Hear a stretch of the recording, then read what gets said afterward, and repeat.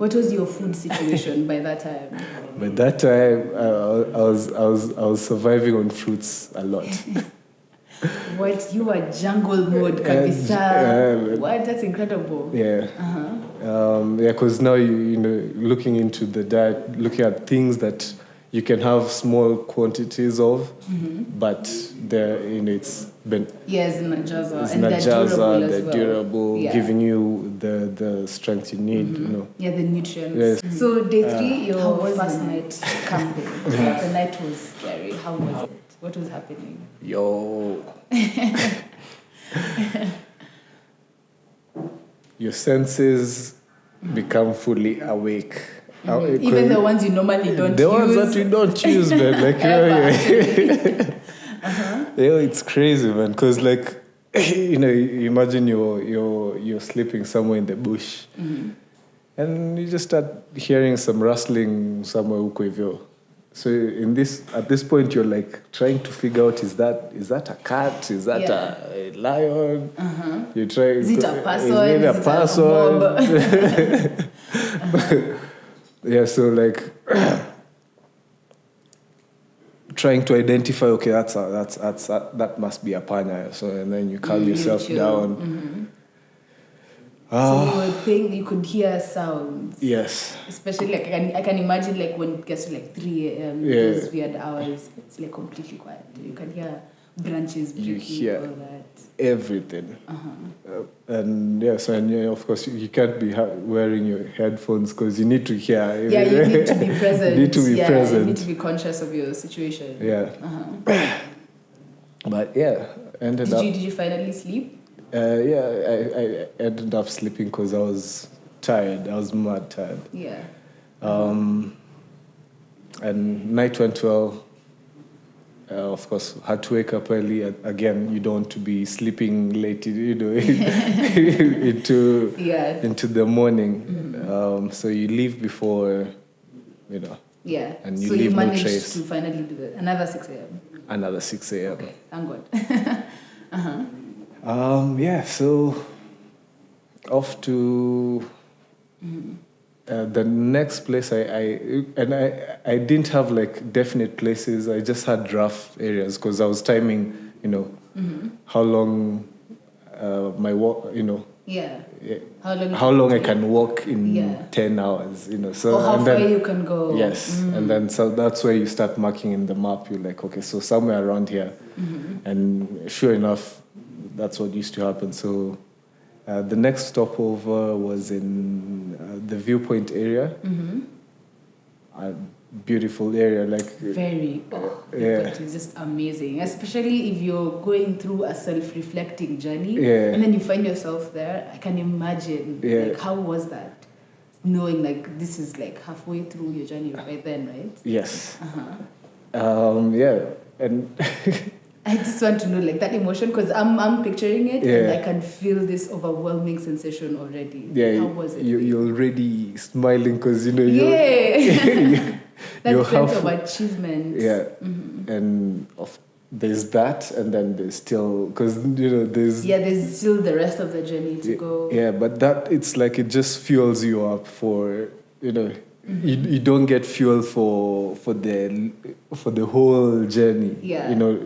It's just one really good point of recharging and to continue. And you had been to the viewpoint before that. Yeah. Was it different seeing it as you were going through this journey? It was totally different. Like, actually the place that I ended up pitching my tent, I had no idea it existed. Like it's, usually, you come drive there, take the photos, and then we continue. Yeah, so there's like a very interesting place. Like it's like a small hill. Like I think it's the highest point of that place. So wow, you discovered I discovered a little hill. And there's actually like a small place where you can have a picnic, and there's trees, and you. Like it's wow, and you would have place. never found it. I'd have never found that place. For sure, yeah. Because it's that you're always in a rush, but now you have all the time to discover things. Another one of the advantages of taking the journey is you have the time to experience places things fully. are in slow-mo. You get to experience everything. So that was and there's a lot of like the better the place, the scary, like it's I don't know, it's paradoxical. Like it's an amazing place. Yeah, the most scary things are actually very, very beautiful. Yeah, I completely understand that. I can imagine. And you're going through that alone. Yeah. It's incredible. So that night there was a storm, man. No. Mad storm, like. And you're on a hill. I'm on the hill, like. That's the first thing I was like, oh my God, no! You're like at the top of it. Yeah, but so it's the lightning, and it's mad scary. Yeah. The wind is blowing. You're not sure whether you're not sure whether your tent is going to turn into a parachute or a kite because it's just there's no stability anyway. Everything is moving. How long did the storm go for? I was awake for the whole thing, man. Like just in case this becomes a parachute, I want to be awake. I want to be able to navigate. Yeah, so it died down. You literally survived the storm. Okay, so day 4, you are pitching tent in a storm, literally. How did you survive that? You're here, so we know you survived. Kila kitu inakwanga na mwanzo iko na mwisho. Sasa it's just like are you going to be able to hang in there? Yeah, and you've come this far. There's no way you're going back. Yeah, and there's the lessons that you get to learn. Like zinakuwa engraved in yourself, with such experience. A storm is the best place to engrave a lesson. Yeah. Yeah, so how were you feeling? Your emotions when you're going through the storm? Were you going through an internal storm of your own as well? At that moment,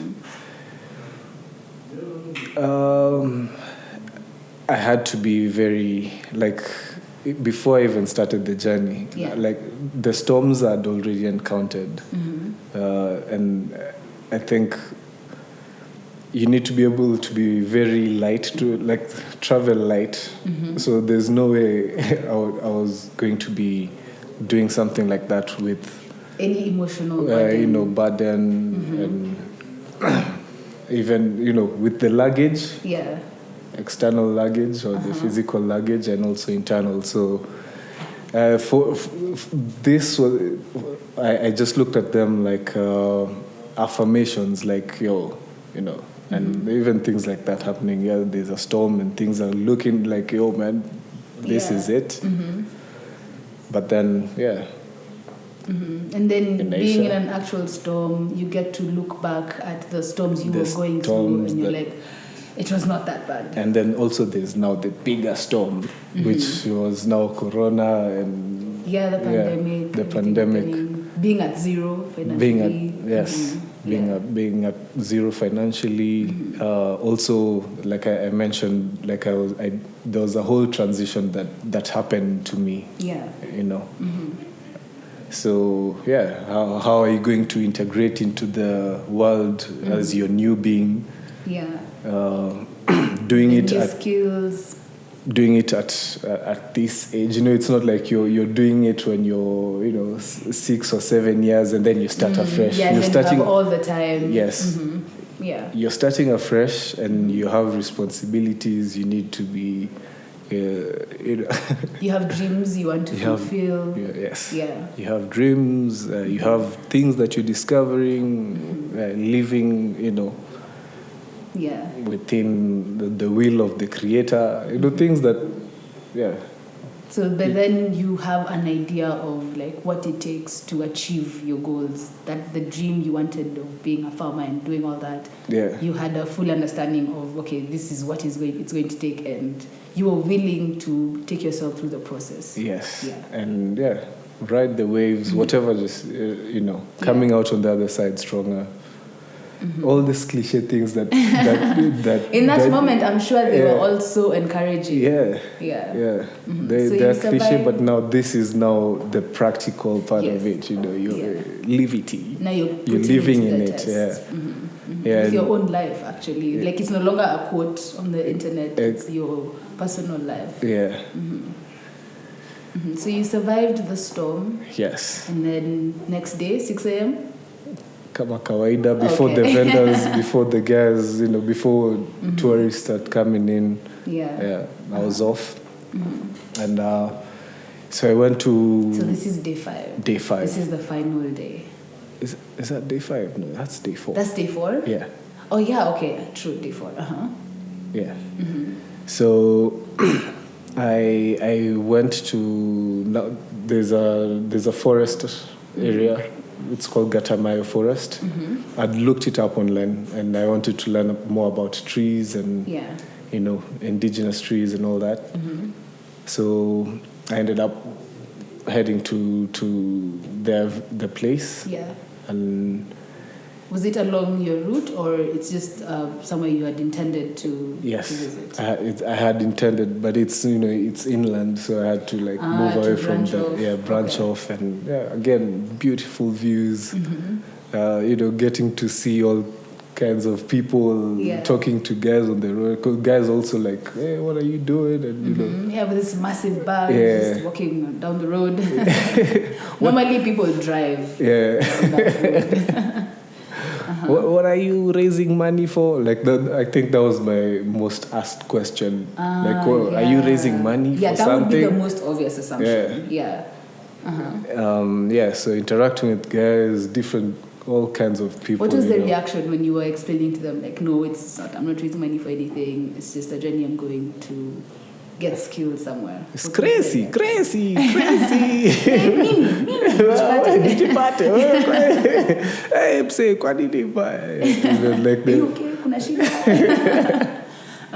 Yeah, they had a lot of questions, Yeah, did they ask why walk, not drive?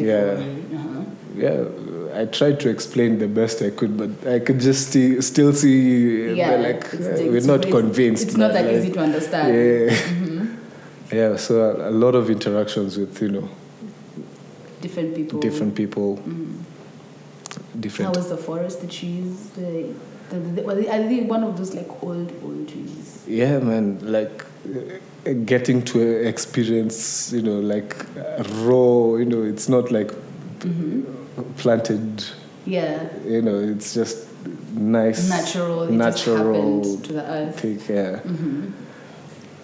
So I got to learn a few things about the indigenous trees at the place. A bit of history about also that area.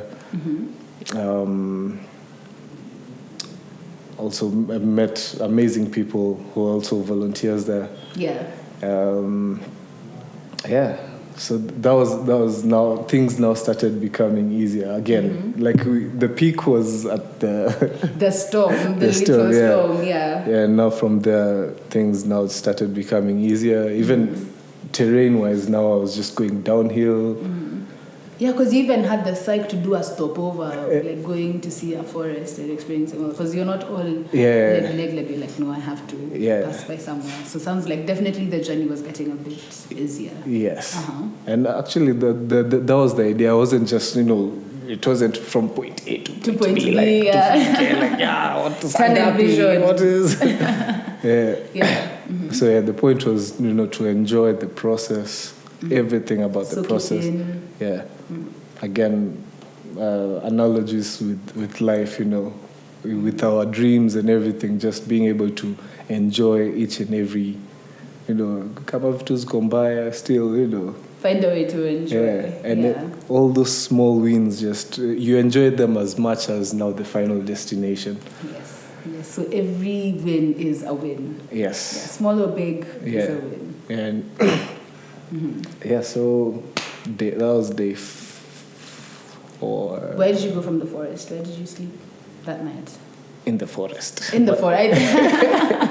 That should be obvious. Yeah. But it's yeah. amazing you got to sleep with indigenous trees. Yeah.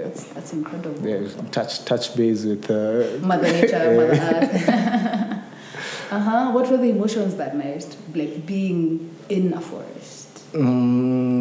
Yeah, it's, for the longest time I think I've always had questions about, being my most authentic self, which is, it's similar to, the indigenous trees. There's the exotic ones, which, I'd considered myself like a sort of hybrid because you had a little bit of both. Yes.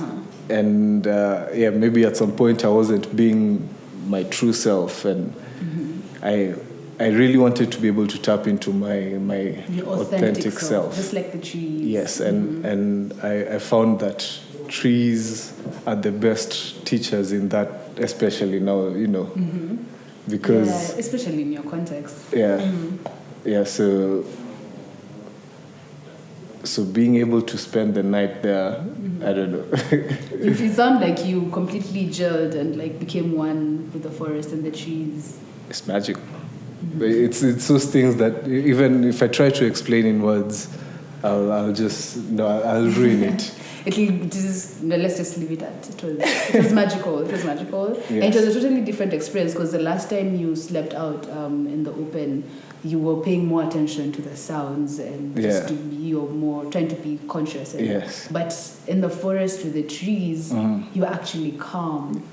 Calm, and that was like a mteremko, like it was like one of the best nights I had, and you've already gotten used to that's a nini, you've totally adapted. Into a system. Yes.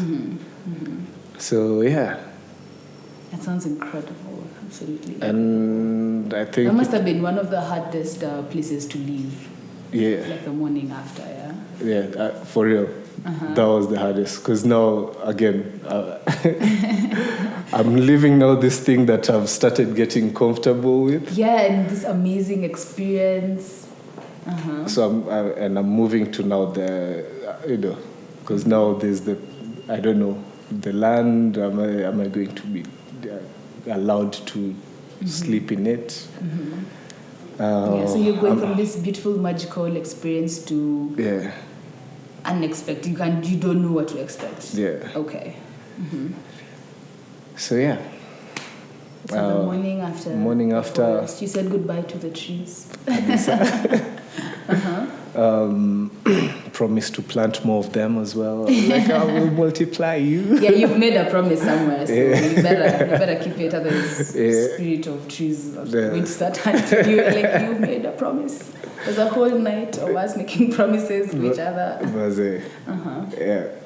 So, final destination. I went to the final walk. And now into the promised land. So this is day 5 now. Day 5, yes. So there's somebody who was helping me. I had to keep in contact with somebody. The guy who helped me get the piece of land.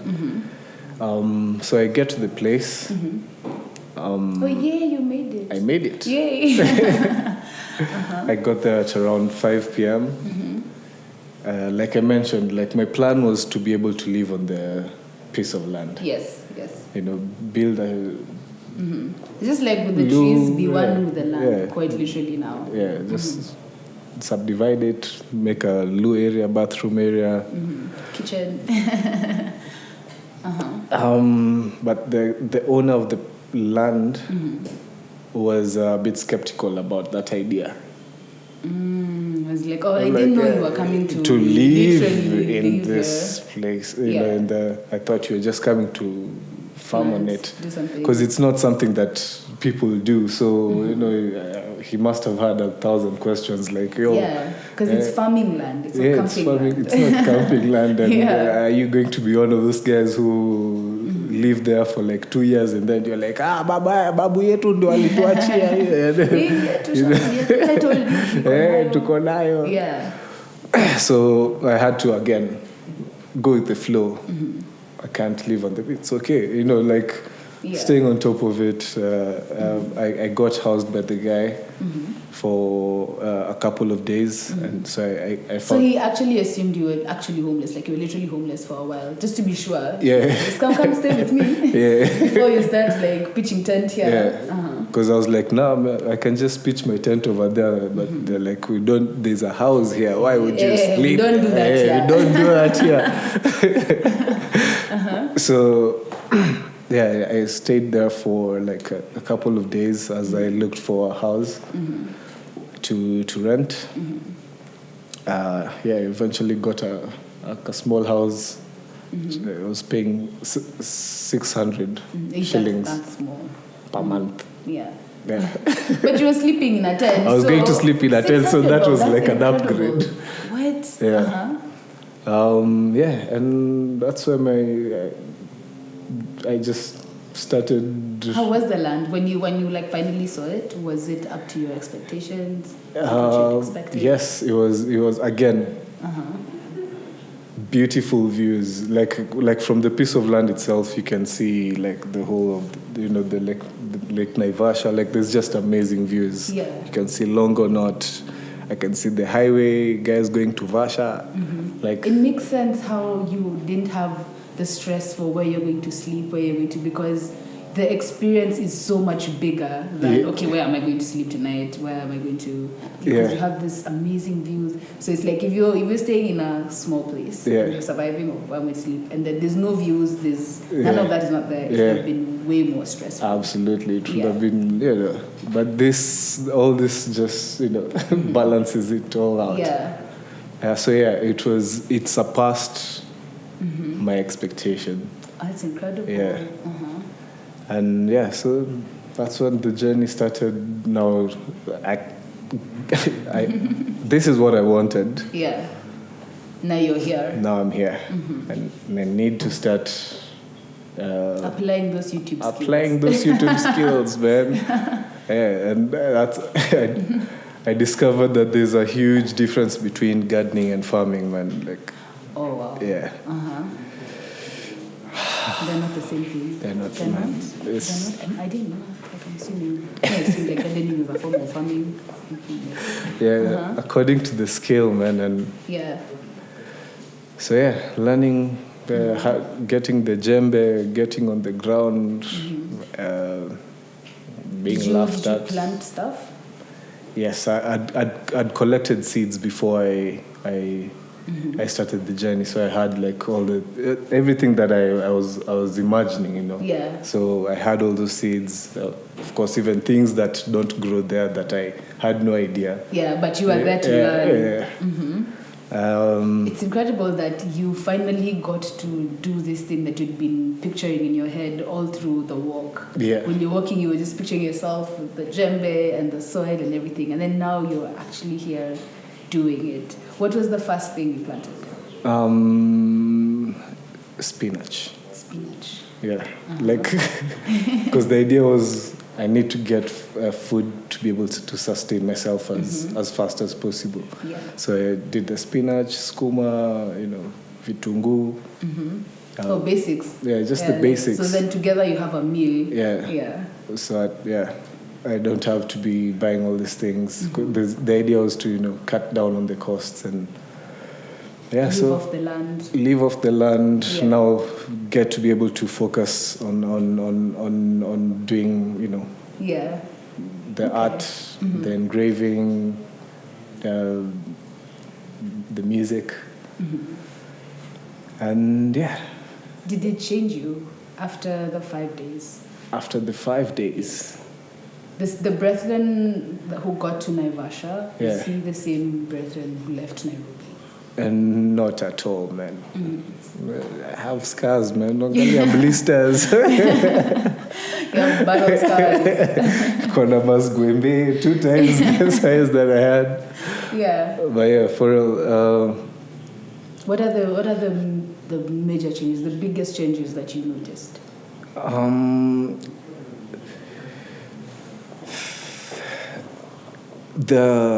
unpredictability of nature, and being able to be very, very flexible, especially now with things, farming there, because there's no rivers or guys, the land doesn't have a borehole, so you have to, fetch water. Not really. You have to depend on the seasons, like on the rain. Depending on rain. Yes, but it's a beautiful place because you can plant at any time, but you still have to be. There's things that you can't plant. Yeah. As long as there's no rain. Yeah. So just being able to blend, learn about, things going with the changing of seasons. Yes. Changing of seasons, even the plants sometimes they're just like me. Jiski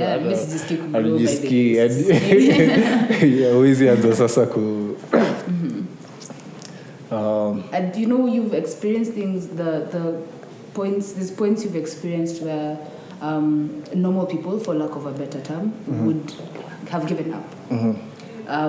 The storm, and then when you finally get there, there's things that are not even growing, and that was the whole purpose for you being there. What made you not give up at all those points where normal people would have been like, okay, no, I can't? Yeah. What was pushing you?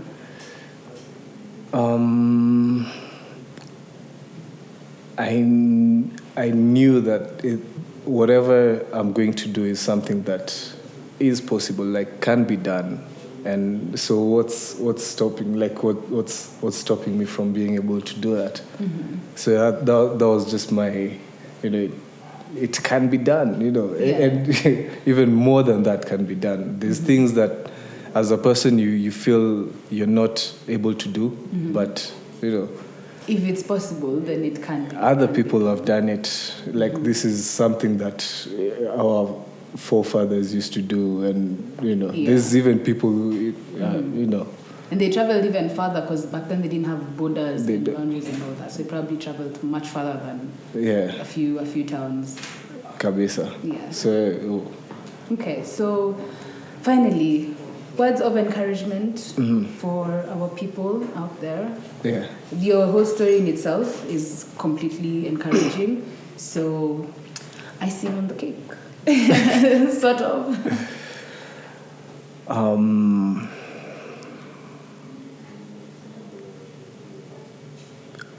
Be authentic. I am JJ and I approve of that message.